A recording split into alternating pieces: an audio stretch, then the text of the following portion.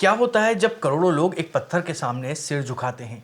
एक तरफ कुछ लोग इसे अंधविश्वास और पाखंड कहकर खारिज कर देते हैं। वो कहते हैं कि ये सिर्फ एक पत्थर है जिसे इंसानों ने बनाया है। तो दूसरी तरफ करोड़ों लोग हैं जिनकी आस्था है कि उस पत्थर में साक्षात ईश्वर है। क्या हो अगर मैं आपसे कहूं कि एक पत्थर को भगवान बनाने के पीछे एक गहरा विज्ञान और मनोविज्ञान काम करता है? 1972 में कुछ साइंटिस्ट ने मिलकर एक ऐसे भूत को पैदा कर दिया था जो कभी था ही नहीं, सिर्फ अपने दिमाग की शक्ति से। और उस भूत ने असली दुनिया में चीजों को हिलाना शुरू कर दिया था।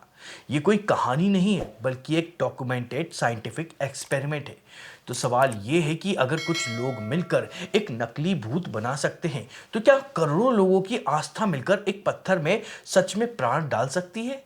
इस वीडियो में हम धर्म से आगे जाकर ऋग्वेद के श्लोकों से लेकर मॉडर्न साइंस के एक्सपेरिमेंट तक मूर्ति पूजा के छुपे उस सच को उजागर करेंगे जो आपके भगवान को देखने का नजरिया हमेशा के लिए बदल देगा। ये सिर्फ एक शब्द नहीं है। वैज्ञानिक कहते हैं कि जब बिग बैंग हुआ तो उससे जो ऊर्जा निकली उसकी एक गूंज आज भी पूरे ब्रह्मांड में फैली हुई है, जिसे कहते हैं कॉस्मिक माइक्रोवेव बैकग्राउंड रेडिएशन।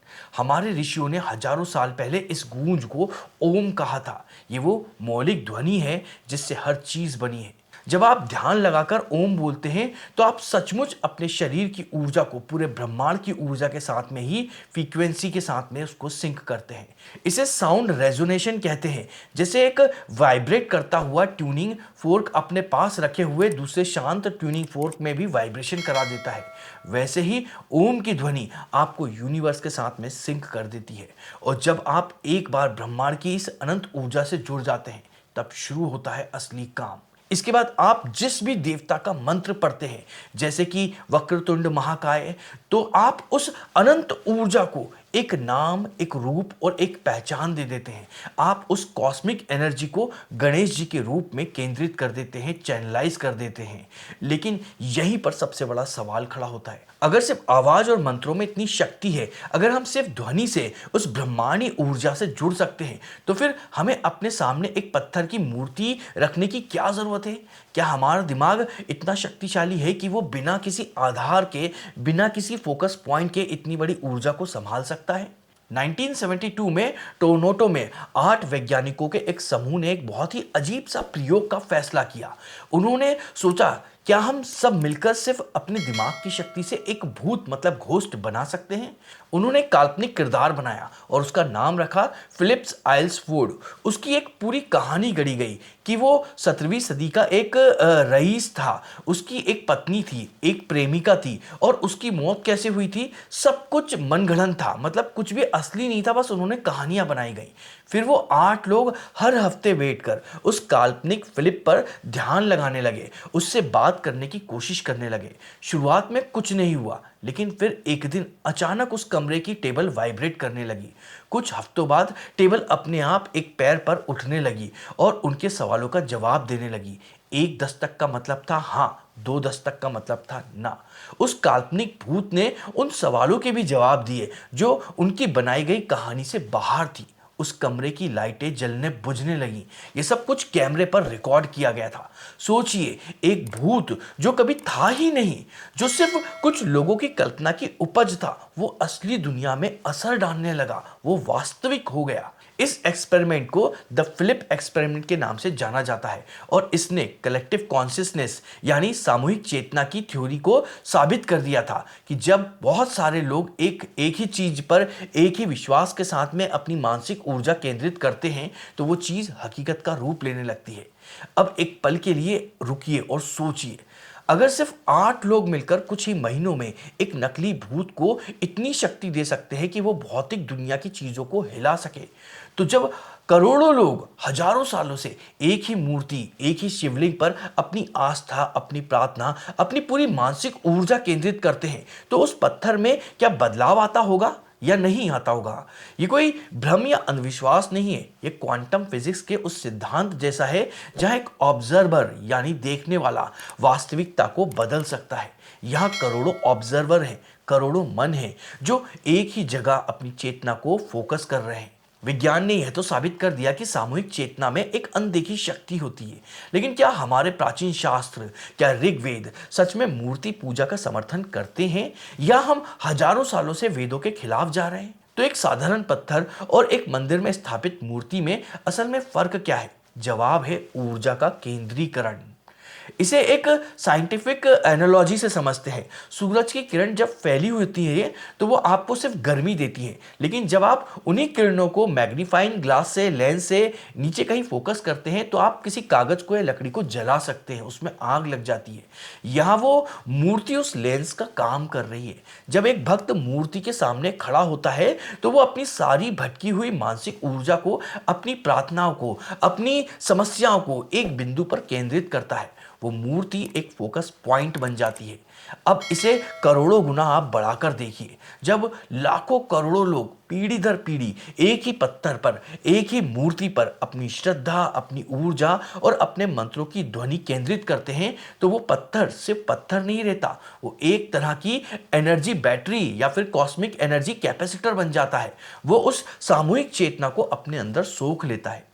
इसी प्रोसेस को प्राण प्रतिष्ठा कहते हैं। ये सिर्फ एक रस्म नहीं है, ये उस पत्थर को ब्रह्मांडीय ऊर्जा ग्रहण करने और उसे वापस रेडिएट करने के लिए एक्टिवेट करने की एक वैज्ञानिक प्रक्रिया है। इसलिए कुछ प्राचीन मंदिरों में आपको एक अजीब सी शांति और एक अलग ही वाइब्रेशन महसूस होती है, क्योंकि आप सिर्फ एक इमारत में नहीं बल्कि हजारों सालों से चार्ज हो रही एक विशाल एनर्जी फील्ड में कदम रख रहे होते हैं। उस देवता का अस्तित्व असल में है या नहीं, ये सवाल ही गलत है। जब करोड़ों लोग अपनी चेतना से उस ऊर्जा को वहां बुलाते हैं तो वो ऊर्जा वहां आ जाती है। वो रूप धर लेती है, वो रूप ले लेती है, जो कि जिस रूप में वो लोग उसको बुलाते हैं वो उस मूर्ति के रूप में प्रकट हो जाते हैं। यह प्रक्रिया उस पत्थर को भगवान में बदल देती है। वो एक निर्जीव वस्तु से एक जीवित ऊर्जा का पोर्टल बन जाती है। लेकिन यहीं पर एक बहुत बड़ा विवाद खड़ा हो जाता है। कुछ ज्ञानी लोग वेदों का हवाला देकर कहते हैं कि न तस्य प्रतिमा अस्ति, यानी उस परमेश्वर की कोई प्रतिमा या मूर्ति नहीं हो सकती है। तो क्या हम सब वेदों का ही अपमान कर रहे हैं मूर्ति पूजा करके? क्या हम सब सच में मतलब उस चीज का गलत अर्थ निकाल रहे हैं? ये सच है कि ऋग्वेद में एक श्लोक है जो कहता है कि परम तत्व का कोई रूप, कोई आकार, कोई मूर्ति नहीं हो सकती है, ना तस्य प्रतिमा अस्ति। और ये बात मूर्ति पूजा के खिलाफ सबसे बड़ा तर्क मानी जाती है। लेकिन ये सिक्के का सिर्फ एक पहलू है। इसी ऋग्वेद और उपनिषदों में एक महावाक्य भी है, सर्वम खल्विदम ब्रह्म, जिसका अर्थ है ये सब कुछ जो अस्तित्व में है वो ब्रह्म ही है। यानी हर कण, हर जीव, हर पत्थर, हर इंसान, सब कुछ ईश्वर का ही एक रूप है। तो यहाँ पर एक विरोधाभास पैदा होता है। एक तरफ वेद कहते हैं कि ईश्वर की कोई मूर्ति नहीं है, तो दूसरी तरफ कहते हैं कि सब कुछ ईश्वर ही है। तो सच क्या है? इसका जवाब माया के कॉन्सेप्ट में छिपा हुआ है। अगर सब कुछ ईश्वर है तो हमें हर चीजों में ईश्वर क्यों नहीं दिखाई देता है? हमें एक पत्थर में और एक इंसान में फर्क क्यों नजर आता है? क्योंकि हमारी चेतना माया यानी एक तरह के कॉस्मिक इल्यूजन के पर्दे से ढकी हुई है। हमारा मन हजारों दिशाओं में भटकता है। हम दुनिया को उसके असली रूप में नहीं देख पाते हैं। हम सीधे उस निराकार, रूप रंगहीन परम ऊर्जा पर ध्यान नहीं लगा सकते हैं। हमारा मन इतना ट्रेंड नहीं है। यहीं पर मूर्ति एक टूल या एक सीढ़ी का काम करती है। मूर्ति पूजा वेदों का विरोध नहीं करती है, बल्कि ये वेदों के सर्वोच्च सत्य तक पहुंचाने का एक प्रैक्टिकल रास्ता है।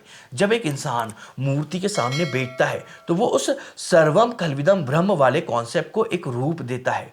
वो अपनी सारी भटकी हुई चेतना को उस एक पत्थर पर केंद्रित करता है।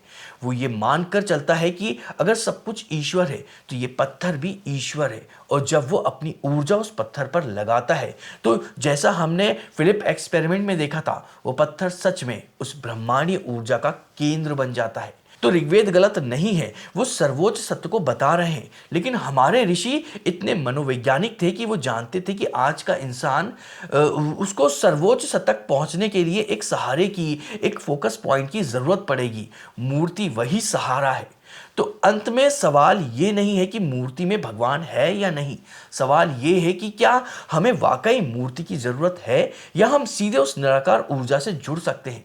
देखिए, एक योगी या एक ऋषि जो सालों की साधना से अपने मन को साध चुका है, उसे शायद किसी मूर्ति की जरूरत ना पड़े। वो आंखें बंद करके सीधा उस निराकार ऊर्जा से जुड़ सकता है। लेकिन हम जैसे आम इंसानों का क्या, जिनका मन हर सेकंड हजारों दिशाओं में भटकता है, हमारे लिए उस अमूर्त यानी एब्स्ट्रैक्ट यूनिवर्सल एनर्जी से जुड़ने का लगभग जो रास्ता है वो नामुमकिन है। मूर्ति पूजा पाखंड नहीं है, बल्कि एक बेहद गहरी मनोवैज्ञानिक तकनीक है। यह हमारे चंचल मन को एक लंगर देती है, एक फोकस पॉइंट देती है। ये उस निराकार अनंत ईश्वर को एक मूर्त रूप देती है जिससे हमारा मन जुड़ सके। जब आप किसी मूर्ति के सामने अपनी सारी परेशानियां बताते हैं तो आप सिर्फ एक पत्थर से बात नहीं कर रहे होते हैं, आप एक पावरफुल साइकोलॉजिकल प्रोसेस से गुजर रहे होते हैं। आप अपने मन का बोझ हल्का कर रहे होते हैं और उस जगह पर मौजूद ब्रह्मांडीय ऊर्जा से समाधान पाने के लिए खुद को खोल देते हैं। और ये गहरा विज्ञान सिर्फ मूर्ति पूजा तक सीमित नहीं है। हमारे पुराणों की कहानियों में ऐसे ही रहस्य छुपे हुए हैं, जैसे भगवान विष्णु के वराह अवतार की कहानी। क्या वो सिर्फ एक कहानी है या उसके पीछे एवोल्यूशन का कोई गहरा विज्ञान छिपा हुआ है? हमने इस विषय पर भी एक वीडियो बनाया है जिसे देखकर आप हैरान रह जाएंगे कि हमारे पौराणिक कथाएं आज के विज्ञान से कितनी आगे थी। मूर्ति पूजा सिर्फ एक परंपरा नहीं है, यह हमारे ऋषियों द्वारा बनाया गया एक आध्यात्मिक विज्ञान है, एक तरीका है जिसे इंसान अपनी सीमित चेतना के साथ में उस असीम ब्रह्मांडीय ऊर्जा से जुड़ सके। ईश्वर कण कण में है, लेकिन मूर्ति वो दरवाजा है जिसे हम खटखटा सकते हैं, वो खिड़की है जिससे हम उस अनंत ऊर्जा को महसूस कर सकते हैं। अगली बार जब आप मंदिर जाएं तो याद रखिएगा, आप एक पत्थर के सामने नहीं बल्कि ब्रह्मांड की ऊर्जा के एक जीवित पोर्टल के सामने खड़े हुए हैं। अगर ये वीडियो आपको पसंद आया हो तो उसको लाइक करिएगा और हम इसी तरह के वीडियो और बनाते रहते हैं। तो अगर आप वो देखना चाहते हैं तो हमारे चैनल को सब्सक्राइब भी करिएगा। और हाँ, साथ में अभी ना कमेंट को स्वैप करके एक हाइप नाम का नया ऑप्शन आया है, तो इस वीडियो को हाइप जरूर करिएगा। तो चलिए मिलते हैं अगले किसी वीडियो में।